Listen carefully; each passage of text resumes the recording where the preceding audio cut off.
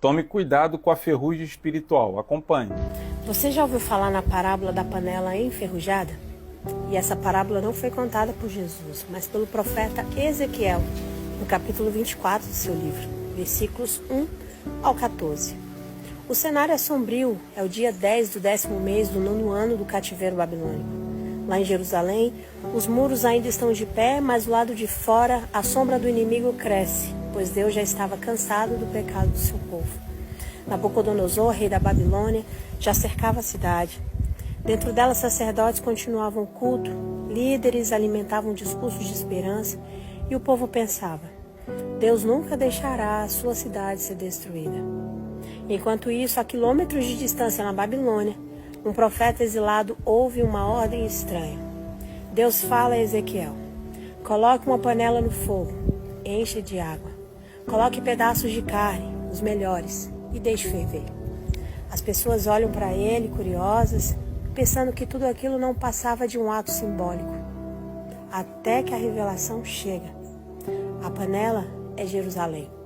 A carne são os seus moradores, o fogo é o juízo que já começou a consumir a cidade. Mas havia algo pior, a panela estava enferrujada. Uma crosta grossa, impossível de ser removida. Essa ferrugem era o pecado que se acumulou por gerações. Idolatria dentro do templo, injustiça contra inocentes, corrupção dos líderes, confiança em aparências religiosas. O suspense cresce. Será que ainda havia uma chance de limpeza? Será que a oração poderia apagar o fogo? Mas a voz de Deus é firme como um martelo.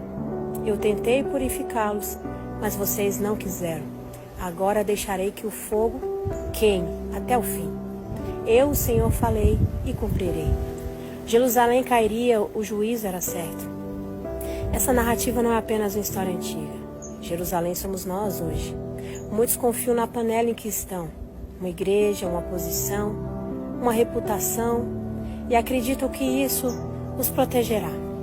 Mas Deus não olha só o exterior. Ele olha a ferrugem que insiste em ficar no fundo da nossa alma.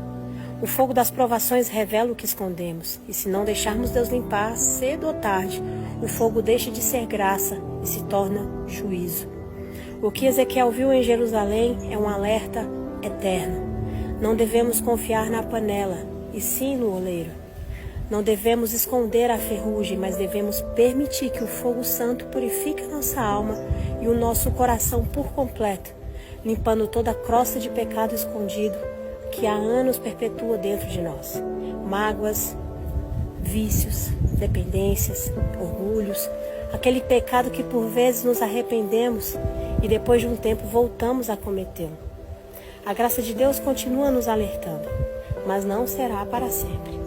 Está chegando o dia em que ela se tornará juízo e não podemos dizer que não fomos avisados, não fomos alertados, não fomos ensinados. A panela já está no fogo e a pergunta é: vamos deixar a ferrugem ser queimada agora pelo fogo da purificação ou esperar que o fogo do juízo consuma sem misericórdia? O tempo de decidir é hoje, porque o mesmo Deus que fala, cumpre. Se Ele prometeu purificar, Ele purificará. Se Ele anunciou juízo, Ele executará. A sua palavra não volta vazia. Ela sempre realiza o que Ele determinou. Se conserte com Deus hoje. Permita que o fogo do Espírito Santo purifique sua alma hoje. A graça de Deus ainda está disponível e o fogo do Espírito Santo continua fazendo o que lhe apraz. Deus lhe abençoe em nome de Jesus. Amém. Nossa, que mensagem forte e necessária é essa, né, meus irmãos? Antes de qualquer comentário, ela é a Juliana Veras, está aqui a rede social dela. Eu super recomendo vocês acompanharem ela aí nas redes sociais. Como ela bem disse, Deus quer salvar. Deus, Ele quer nos ajudar, porém, nós devemos fazer a nossa parte, devemos nos esforçar para andar em santidade diante de Deus, porque se, ao contrário disso, nós vivermos no pecado, veja bem, eu não estou falando de pecar, porque todos nós somos pecadores, e sim da pessoa viver no pecado, que é quando a pessoa ela entra naquele lamaçal de pecado, de imundícia, de iniquidade, e vive a vida dessa forma, e até mesmo acha que isso está normal.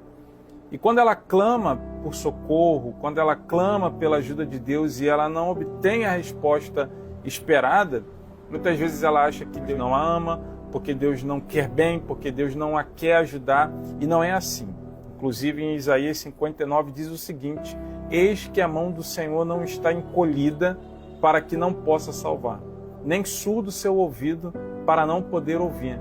Mas as vossas iniquidades fazem separação entre vós e o vosso Deus, e os vossos pecados encobrem o seu rosto de vós, para que vos não ouça. Aí é que está a ferrugem.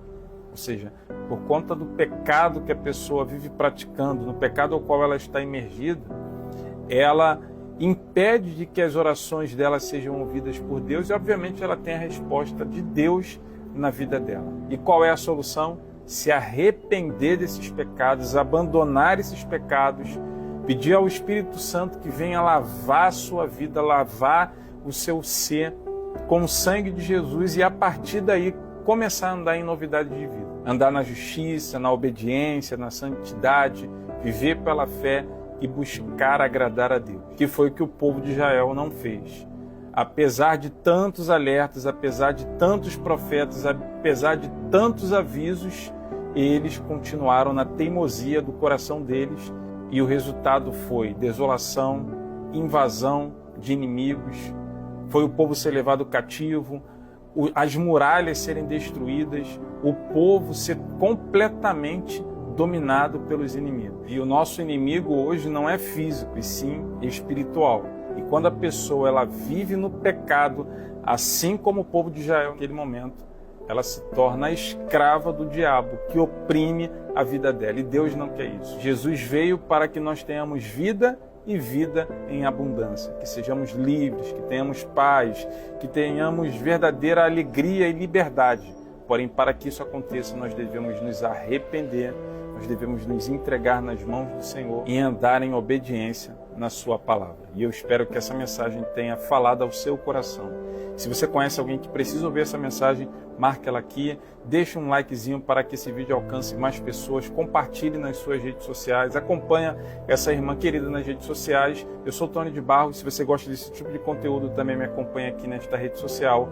E vamos tomar cuidado para não deixar a ferrugem espiritual acumular no nosso coração. Forte abraço, que Deus te abençoe.